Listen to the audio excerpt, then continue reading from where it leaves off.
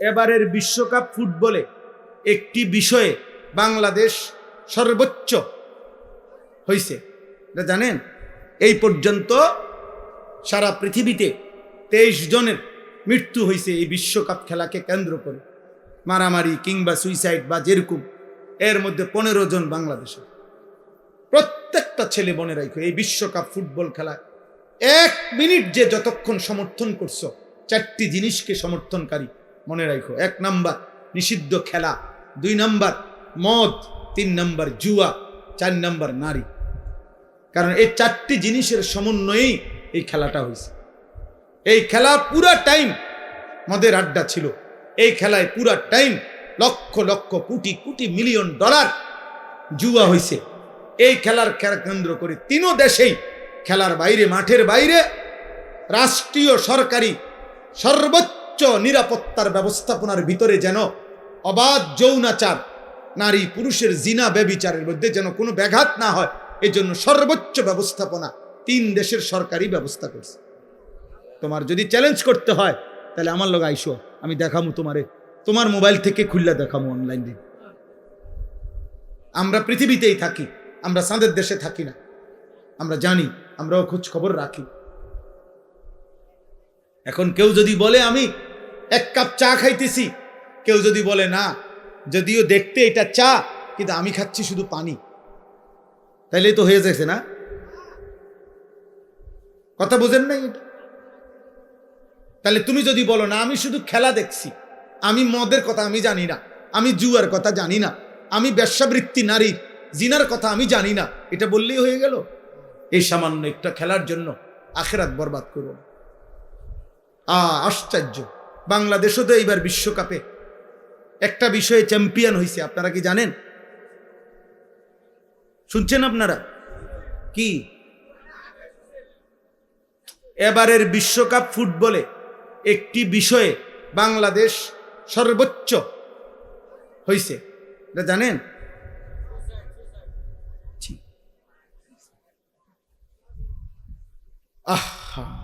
এই পর্যন্ত সারা পৃথিবীতে 23 জনের মৃত্যু হয়েছে এই বিশ্বকাপ খেলাকে কেন্দ্র করে, মারামারি কিংবা সুইসাইড বা যেরকম। এর মধ্যে 15 জন বাংলাদেশের।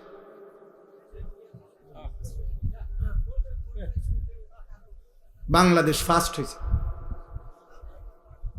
বিশ্বকাপ ফুটবলের জন্য। জীবন দেওয়ার ক্ষেত্রে বাংলাদেশ শ্রেষ্ঠ হয়েছে।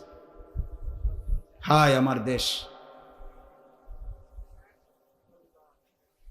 এই আমার বাংলাদেশ, এই আমার যুবক।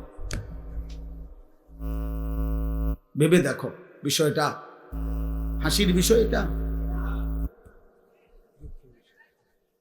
সারা পৃথিবী মিলে 23 জন, এর মধ্যে 15 জনই বাংলাদেশ।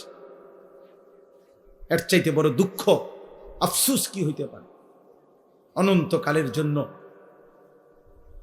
নিজের জাহান্নাম তৈরি করা আফসোসের বিষয়।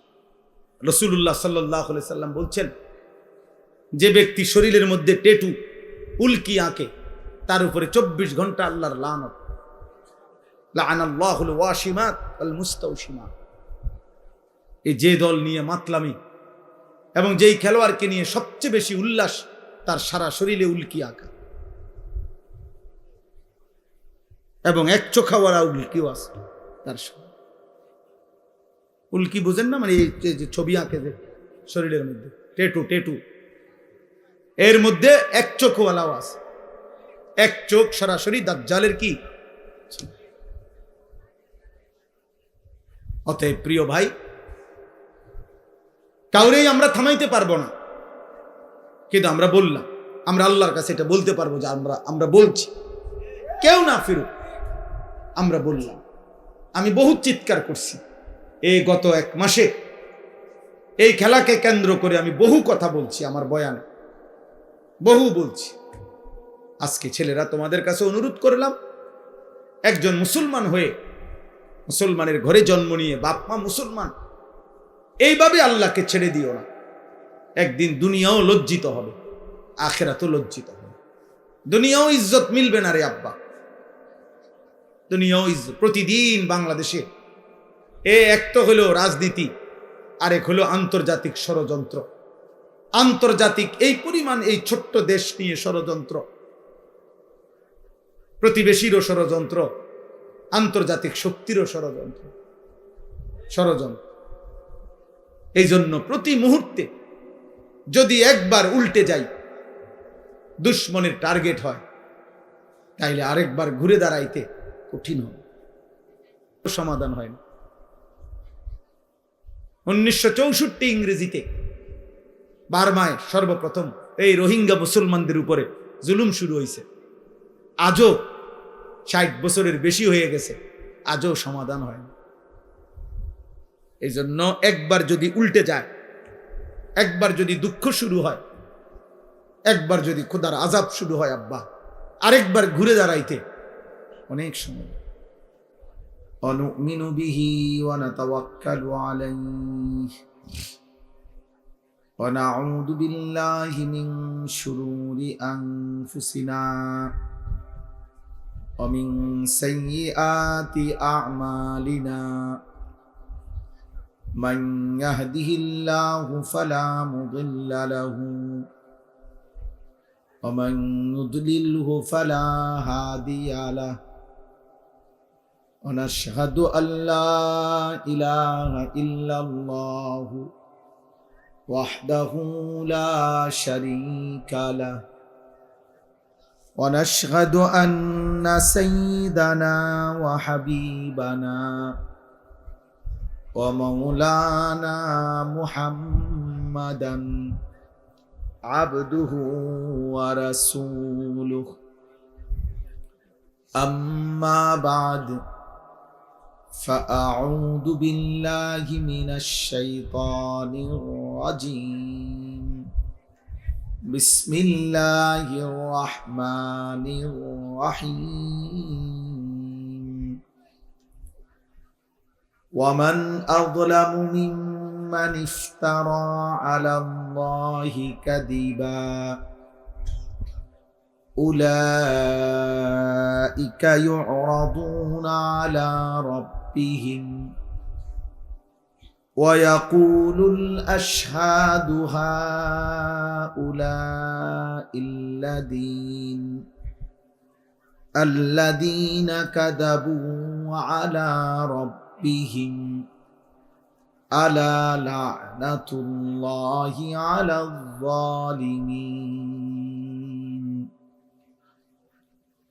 الذين يصدون عن سبيل الله ويبغونها عوجا وهم بالآخرة هم كافرون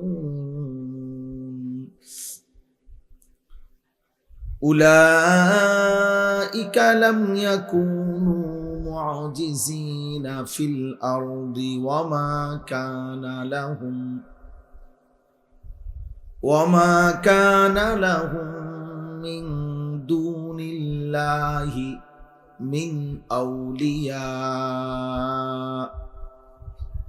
يضاعف لهم العذاب ما كانوا يستطيعون السمع وما كانوا يبصرون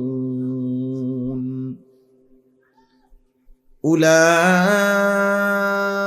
الذين خسروا أنفسهم وضل عنهم ما كانوا يفترون لا جرم أنهم في الآخرة هم الأخسرون صدق الله مولانا العظيم وقال نبينا صلى الله عليه وسلم اتق المحارم تكن أعبد الناس اللهم صل على محمد وعلى آل محمد كما صليت على إبراهيم وعلى آل إبراهيم ইন্নাকা হামিদুম মাজিদ। আল্লাহুম্মা বারিক আলা মুহাম্মাদিন ওয়া আলা আলি মুহাম্মাদ কামা বারাকতা আলা ইব্রাহিমা ওয়া আলা আলি ইব্রাহিম ইন্নাকা হামিদুম মাজিদ। সুবহানাকা লা ইলমা লানা ইল্লা মা আল্লামতানা ইন্নাকা আনতাল আলিমুল হাকিম। এটা কোন উপজেলা?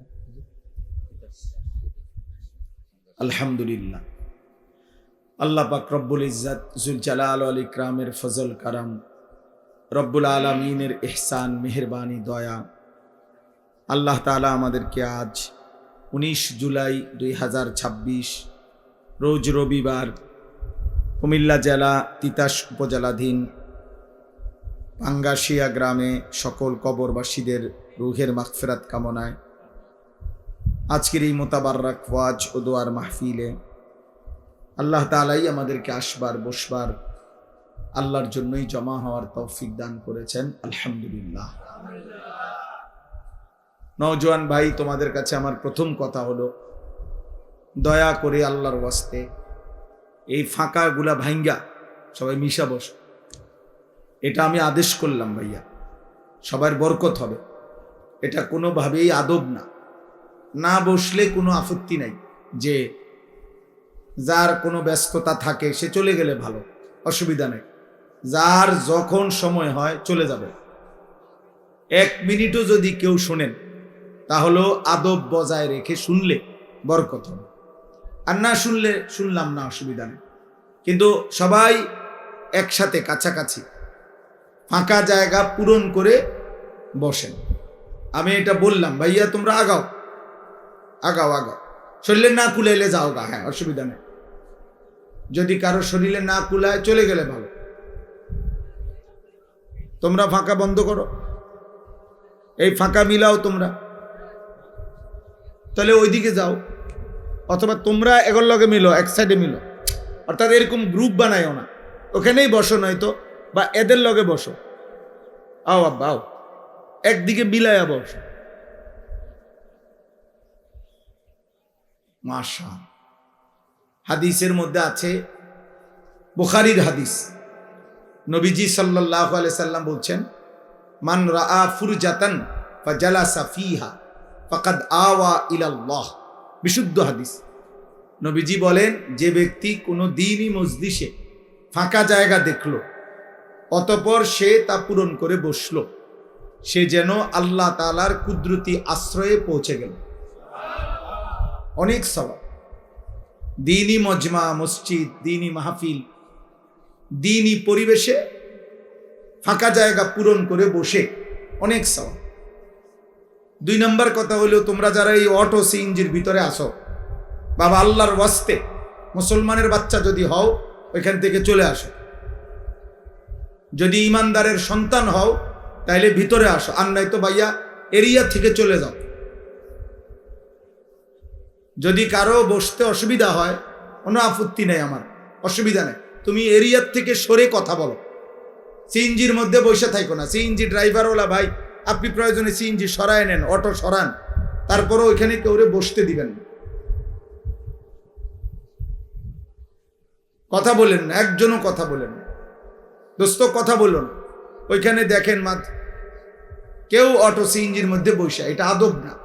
আমি বললাম আগেই, না শুনলে কোনো আপত্তি নেই, কিন্তু 1 মিনিটও যদি কেউ শোনে আল্লাহর কথা, আদব এর সাথে শোনা জরুর জরুর। 3 নম্বর কথা হলো, হাতে ধরা সবগুলো মোবাইল বন্ধ করতে হবে। প্রিয় ভাই, আস্তে চিল্লায়ও না কেউ, এটা কোনো স্লোগানের বিষয় না। হাতে মোবাইল ধরে একজনও ভিডিও বা রেকর্ড করা যাবে না, আর নয়তো তুমি চলে যাও, আর নয়তো আমি উঠাই দেব। কারোর উপরে কোনো আমার জবরদস্তি নাই। ব্যক্তিগতভাবে দোস্ত, একজনের কাছে আল্লাহর কথা বলাও আল্লাহর আদেশ, নবীজির সুন্নাত। নবী সাল্লাল্লাহু আলাইহি সাল্লাম কখনো একজনকেও দাওয়াত দিছে। আবার সেই নবী কখনো ১৬ লক্ষ সাহাবীর সামনেও আরাফাতের ময়দানে বক্তব্য দিছে। কাজে কমের সামনে বলাও নবীজির আমল, বেশির সামনে বলাও কার আমল? নবীজির আমল। কোনো সমস্যা নাই, অতএব এতে কোনো অসুবিধা নেই। কিন্তু আমি অল্প কদ্দুর সময়, সামান্য, এই সামান্য একটু সময় অনুরোধ করছি প্রত্যেকটা ছেলে আব্বা, অল্প একটু সময়, ধরো 1 ঘন্টা অথবা তার চাইতে কম, এইটুকু সময় ধৈর্য কুলাইলে মোবাইলটা ছাড়া অল্প কদ্দুর কথা, আল্লাহর কথা শুনলে ভালো হবে। আর যখনই যার ধৈর্য কুলাবে না, চলে গেলে আমার কোনো আপত্তি নেই, আমি অনুমতি দিয়ে রাখলাম, কেউরে নিষেধ করব না। আল্লাহর কথা শুনতে 1 মিনিট শুনলেও নেকি, 100 মিনিট শুনলেও নেকি। কথা বলে কোন জায়গাটা? এই জায়গাটায় কথা বলে না, না ওইখানে মোটরসাইকেলের ওই কাছে খুব সম্ভব। ভাইয়া কথা বললো না ভাই। কোরআনুল কারীমের মধ্যে কথা স্পষ্ট আছে, আল্লাহর কথার থেকে যে বাধা তৈরি করে, কসম আল্লাহ, আল্লাহ বলছে সে সবচেয়ে বড় জালিম। স্পষ্ট আয়াত কোরআনে। এবং আল্লাহ বলছে তার থেকে প্রতিশোধ আমি নিজে নেব। আর আল্লাহ কাউর থেকে প্রতিশোধ দিলে কি করে? খানা বন্ধ করে না, দুনিয়াবি কিছুই বন্ধ করে না, শুধু আল্লাহর পথে চলতে দেয় না। ভাত মাছ গরু ছাগলরেও খাদ্য খাবার আল্লাহ তাআলা খাওয়ায়, কুকুর বিড়ালরেও আল্লাহ খাওয়ায়। এই জন্য দুনিয়া আল্লাহ তাআলা কাউরে আটকায় না। দুনিয়া আটকাইয়া শাস্তিটা তেমন কিছু না। খানা বন্ধ করে রাখছে, এটা একটা বড় শাস্তির কিচ্ছু না। দুনিয়া তামামটা আল্লাহ তাআলার কাছে, নবী সাল্লাল্লাহু আলাইহি সাল্লাম বলছেন, একটা মাছির ডানার সমান মূল্য না। তাহলে কাজেই এটা যদি কেউ 3 বেলা ভাত না, তে যদি বালতিত করেও ভাত খায়, এটা কোনো এত আহামরি কিছু না। বুঝেন নাই কথা? একটি হাতি একদিনে 250 কেজি খাবার খায়। প্রাণীবিদ্যা গবেষকদের কথা, 250 কেজি। জঙ্গলের হাতি 90 লিটার পানি পান করে একদিন। তো এখন মানুষের পক্ষে এটা সম্ভব? 250 কেজি তো তাহলে হে ভাত কি খাবো, বেশি খাবো কি? 3 বেলা ভাতে কয় প্লেট ভাতে খাইব না, তো বালতি করে 3 বালতি ভাতে খাক না, এটা তেমন কিছু না। আল্লাহ বলে বেটা আমি একটি তিমি, গবেষকদের কথা হলো সাগরের নিচে তলদেশে যে তিমি একবারে 200 জন সামর্থ্যবান পুরুষের সমপরিমাণ খাবার খায়। একটি বাঘ কমপক্ষে ন্যূনতম প্রতিবেলা 20 থেকে 25 কেজি গোশত ন্যূনতম খায়, ম্যাক্সিমাম কমপক্ষে গোশত খায়। সম্ভব মানুষের পক্ষে? তাইলে দুনিয়া জানোয়ার বেশি ভোগ করে। জানোয়ার বেশি ভোগ করে না দুনিয়া? জানোয়ার বেশি ভোগ করে। এজন্য দুনিয়া ভোগ করতে পারতেছি, এটা আহামরি কিছু না। খাইতেছি, ঘুমাইতেছি, পেশাব পায়খানা করতেছি, তো বাকি মানুষে তো পেশাবে করে। আপনি খাইতেছেন, ঘুমাইতেছেন, মানে তো এটা তো হাইওয়ান, জানোয়ারেরও এটা পূরণ হচ্ছে। একটা কুকুরও তো দিন শেষে কোনো না কোনোখানে শুয়ে থাকে। এজন্য আল্লাহকে চিনা, সৃষ্টিকর্তাকে চিনা বড় নিয়ামত। তো এই জন্য আল্লাহ বলেন, ওমান আযলামু মিম্মান যুক্কিরা বিআয়াতি রাব্বিহি সুম্মা আ'রাদা আনহা। তার চাইতে বড় জালেম পাপী আর কেউ নয়, যার সামনে আমি আল্লাহর কথা বলা হচ্ছে অথচ সে তার থেকে বিমুখ, অমনোযোগী। আল্লাহ বলেন, এমন জালেম থেকে ইন্না মিনাল মুজরিমিনা মুনতাকিমুন, আমি নিজে প্রতিশোধ নেব, তোরে আমি দেখা সার মুবান্দা। এই জন্য কোরআনুল কারীমের মধ্যে আছে, আল্লাহ যখন কারো প্রতি নারাজ হয়, চূড়ান্ত রাগ করে, তো তার 3টা অঙ্গ অচল করে দেয়। বাহ্যিক কেউ বুঝে না, কিন্তু আল্লাহ অচল করে দেয়। 1 নম্বর হলো খাতামা আলা সামঈহি ওয়া কলবি, কান এবং অন্তর মোহর মেরে দেয়। ওয়া জাআলা আলা বাসারিহি গিশাওয়া, চোখের সামনে পর্দা ফেলে দেয়। আল্লাহ বলেন, ফামান ইয়াহদিহি মিন বাদিল্লাহ। হে আমার বন্ধু, আমি যদি কোনো বেঈমান নাফরমানের কান, চোখ আর অন্তর বন্ধ করে দেই, তো এবার তাকে হেদায়েত দিবে কে? আমি আল্লাহ ছাড়া। হেদায়েতের মানুষ শেখার, জানার, জ্ঞান আহর গ্রহণের, যেই কোনো কিছু অর্জনের তিনটা মাধ্যম: কানে শোনে, চোখে দেখে, হৃদয়ে ধারণ করে। তো এই তিনটাই যদি অসল হয়, তো সে চলবে কিভাবে? সে আলোর পথ পাবে কোথায়? তো ভাত খাবে, ঘুম যাবে, পেশাব পায়খানা করবে। এই জন্য আল্লাহ তাআলা কোরআনুল কারীমের মধ্যে বলছে, এ তিন অঙ্গ যে কাজে লাগায় না, অন্তর দিয়ে আল্লাহকে নিয়ে ভাবে না, কান দিয়ে আল্লাহর কথা শুনে না, চোখ দিয়ে আল্লাহর আয়াত পড়ে না, মানে দেখে না, কসম আল্লাহর কোরআন শরীফে আছে, আল্লাহ তাআলা বলছে উলাইকা কাল আনআম, এ জানোয়ার। এটা মূলত কি? জানোয়ার। অথবা বালহুম আদাল, অথবা জানোয়ারের চাইতে নিকৃষ্ট। এটা কুত্তাও না, কুত্তার চাইতে নিকৃষ্ট। এটা শুকরও না, শুকরের চাইতে নিকৃষ্ট। এটা ছাগলও না, ছাগলের চাইতে নিকৃষ্ট। এটা কোনো মানুষও না, প্রাণীও না। এটা কোনো সৃষ্টির কোনো আইটেমে না, কোনো কিছুর সাথে এটার আর তুলনা লাইসা বিশাই, কিছুই না, কিছুই না। এই জন্য সাংঘাতিক বিষয়। আত্ম উপলব্ধি বড় নিয়ামত, আত্ম উপলব্ধি বড় নিয়ামত। নিজেকে চেনা। এই আউলিয়া, মাশায়েখ, পীর, বুজুর্গ যুগ যুগ ধরে যেই মেহনত সবচেয়ে বেশি করছেন, সেটা হলো নিজেকে চিনাইছেন। ইসলাহে নফস, আত্মশুদ্ধি, তাজকিয়া, তাসাউফ, তরিকত, এই সব এক কথাই। একজন ব্যক্তিকে এটা বুঝাইতে চাইছেন ওনারা, যে তুমি তোমাকে চিনো, যে তুমি আসছো কোত্থেকে, যাবা কোথায়। যিনি পাঠাইলেন তোমারে, তিনি তোমারে কি করতে বলছেন, তুমি কি করছো, তিনি যা চাচ্ছেন তুমি করছো কিনা, তুমি যা করছো তিনি চাচ্ছেন কিনা। এই নিজের আত্ম উপলব্ধি, আত্ম উপলব্ধি এটাই হলো জীবনের সবচেয়ে বড় বুঝ। নিজেকে চিনা।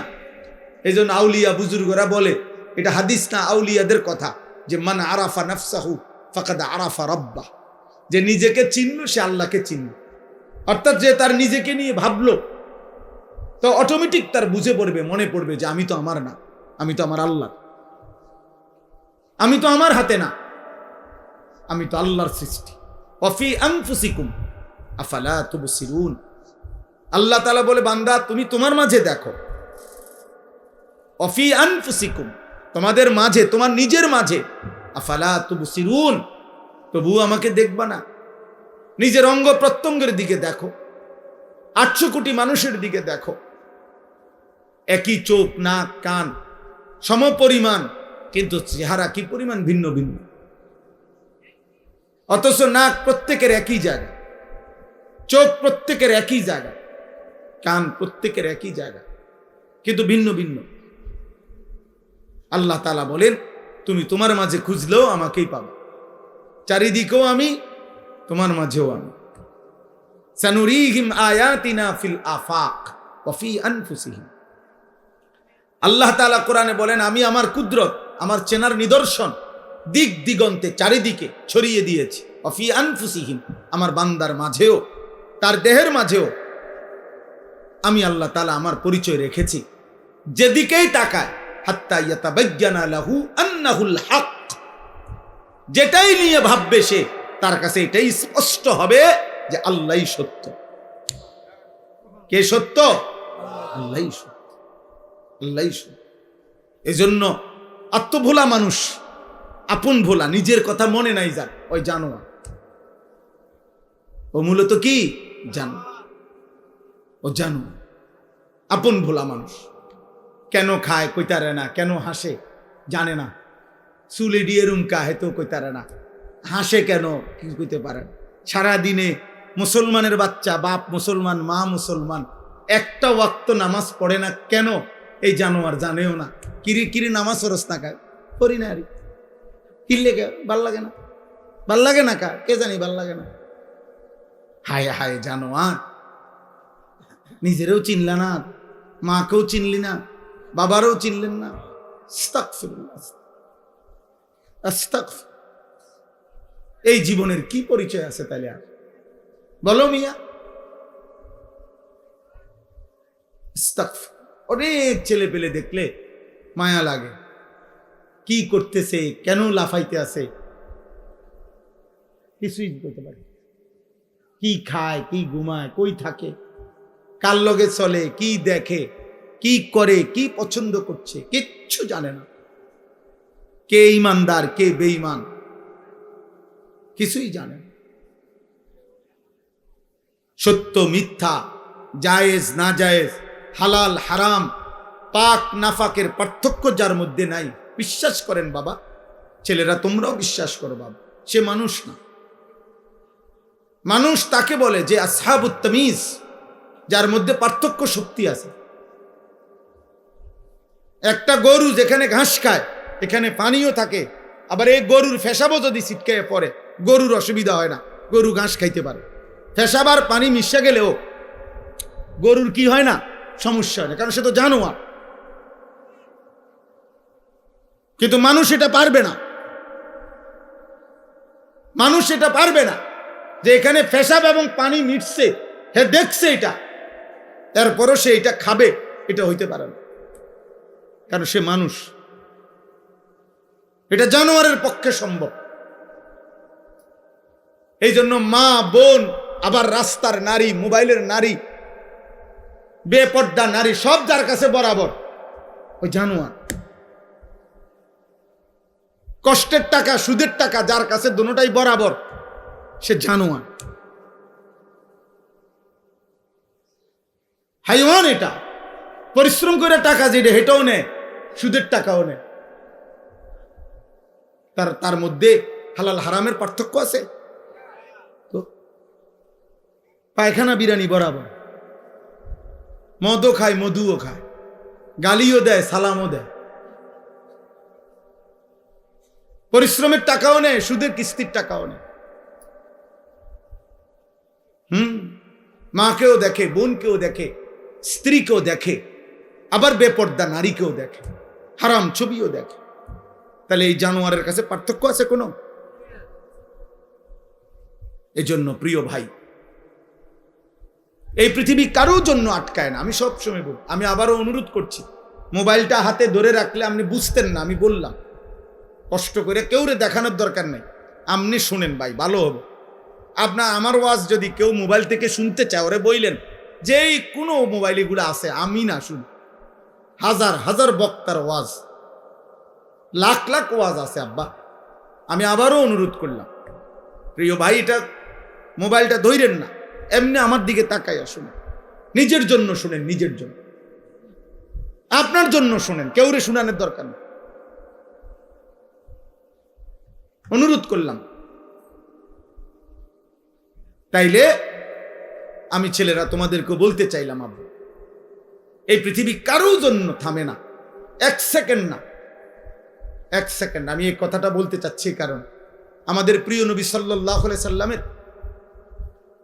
একজন ছেলে ইব্রাহিম রাদিয়াল্লাহু তাআলা আনহু, ওনার ছেলের নামও ছিল ইব্রাহিম।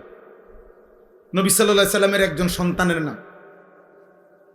নবী সাল্লাল্লাহু আলাইহি সাল্লামের কোনো বর্ণনায় হলো 2 জন ছেলে, কোনো বর্ণনায় হলো 3 জন ছেলে।